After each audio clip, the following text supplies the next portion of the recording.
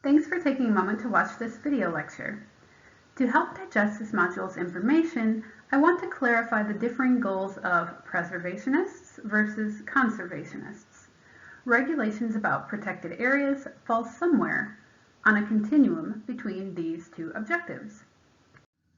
Preservationists, like Aldo Leopold, a famous American forester and ethicist, seek to protect nature from human use, while conservationists, like the U.S. National Park Service, seek the proper use of nature.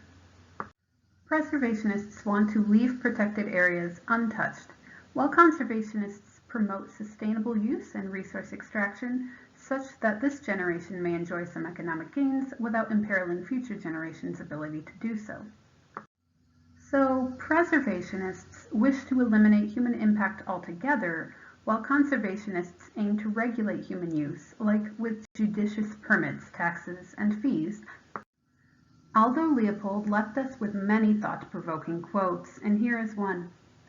In his view, a thing is right when it tends to preserve the integrity, stability, and beauty of the biotic community. It is wrong when it tends otherwise.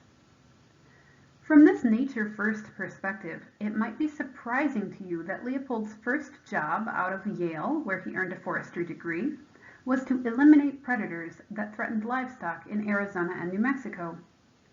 He was employed by the U.S. Forest Service, at the behest of ranchers, to kill bears, mountain lions, and wolves.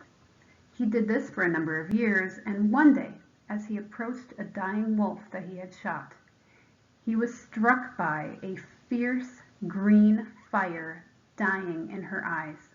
That's a quote, in his own words from one of his books. Recognition of the wolf's beingness inspired his profound shift towards an ecocentric perspective, one in which all land and living beings are intrinsically worthy of preservation, independent of their utility to humans.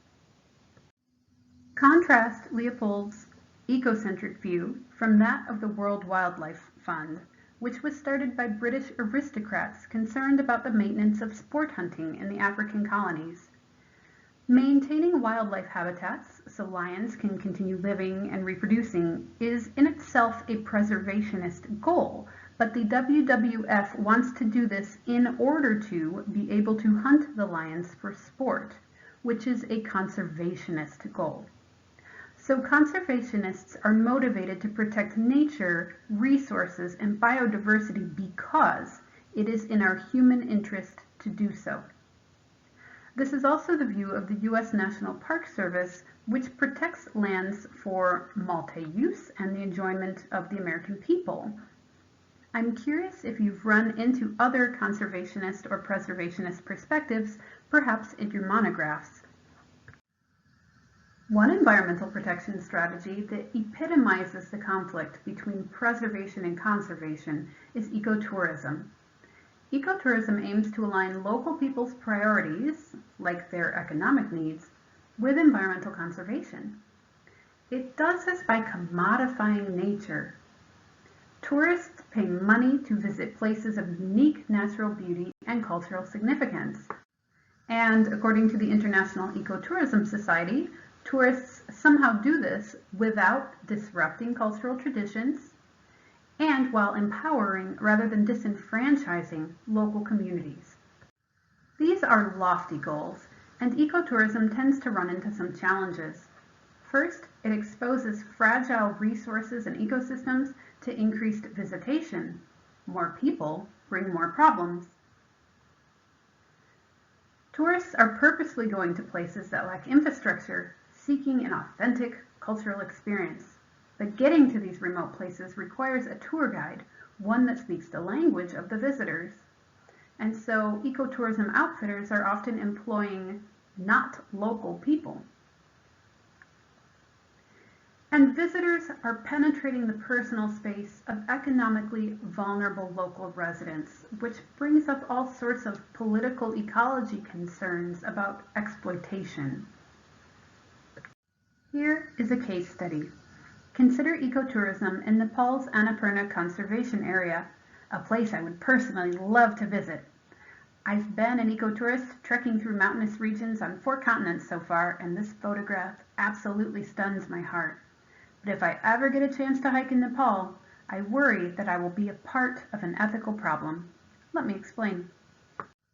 Nepal is among the world's poorest nations. 28% of its economy is supported by remittance, which is when working-age adults move to another country for work and wire money back home to support their immediate and extended families who remained behind. Another 8% of the entire country's economy relies on tourism, especially from mountain trekkers like me, because 8 of the world's tallest 10 mountains are in Nepal. It is from Nepal that you'd approach Mount Everest, for example. But the country has a variety of beautiful landscapes like forests and lowlands for growing crops, all of which occur in the Annapurna Conservation Area, located here. Politically, Nepal renounced its Hindu monarchy back in 2008 and is now a secular republic. Although bordering India, it was never part of the British Empire.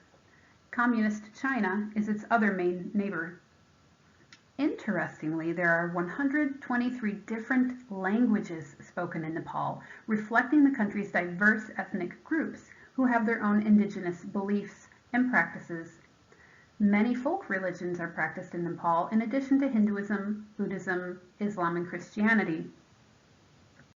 The Annapurna Conservation Area attempts to protect local flora and fauna. It boasts habitats supporting over 1,200 species of flowering plants, including rare orchids, over 500 bird species, over 100 mammals, including the iconic snow leopard and famous Himalayan blue sheep. The point is, it provides habitat for many critters. People live in the park too.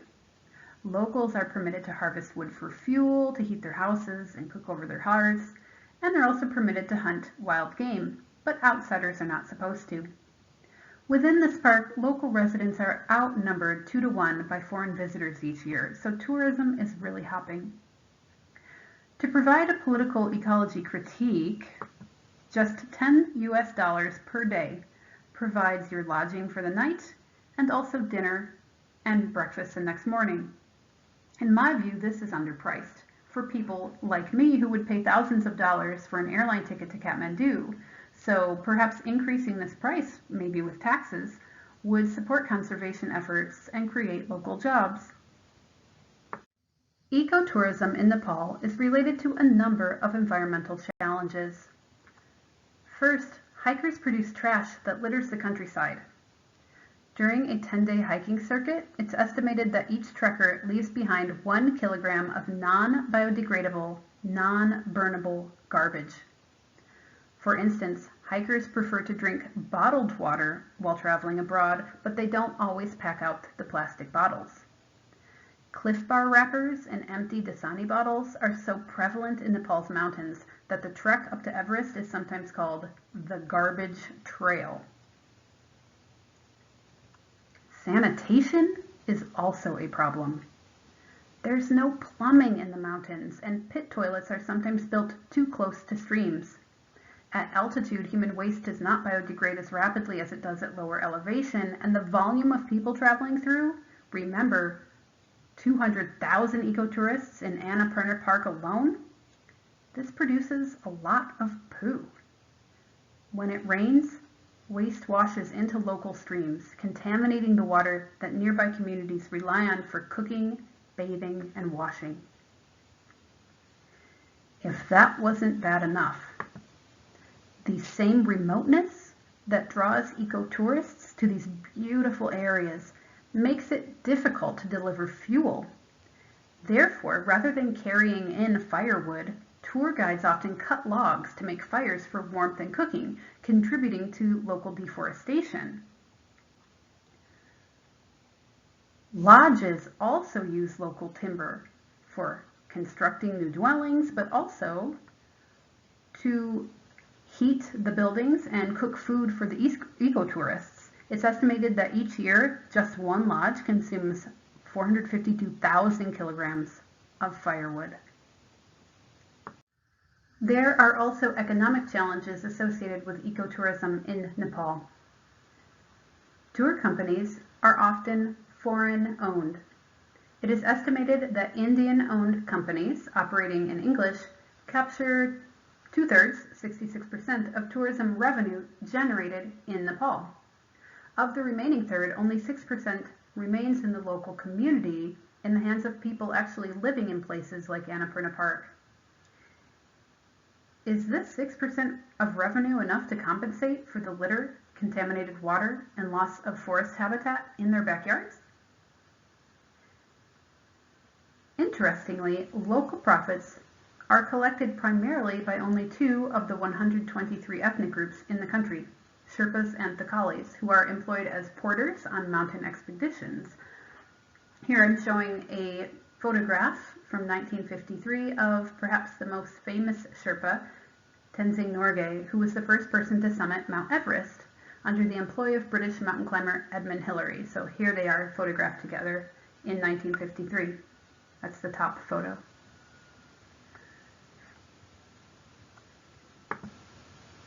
Tourism also contributes to high inflation because locals can't afford the same prices as wealthy tourists. They get priced out.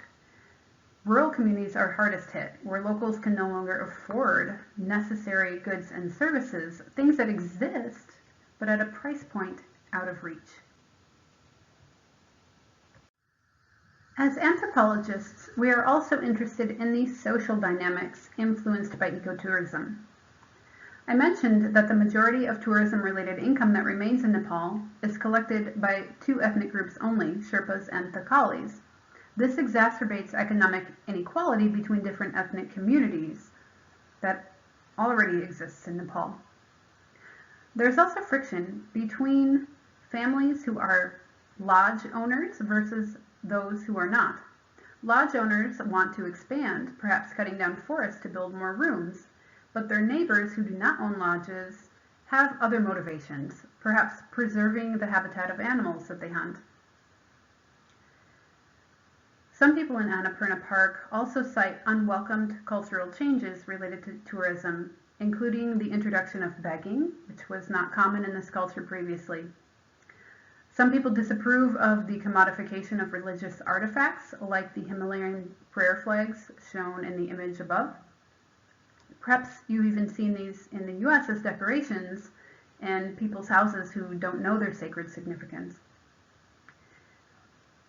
People in Annapurna Park also cite a general distaste for the displacement of traditional ways by Western values. With all these challenges related to ecotourism, what's to be done?